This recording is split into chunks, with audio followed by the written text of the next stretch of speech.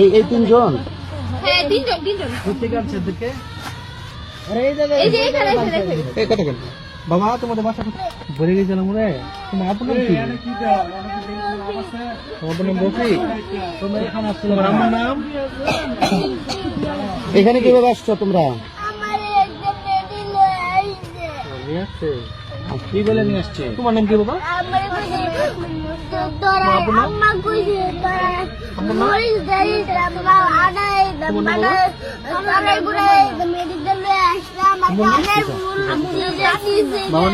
বাবার নাম রুবেল। তোমাদের বাসা কোথায়? আমাদের বাসা লোহাগাছ সালমাটো। আর তোমাদের বাসা? বাসার বাসা আছে না, ওখানে থেকে বৈরাগী চালা। একসাথে তোমাদের বাসা?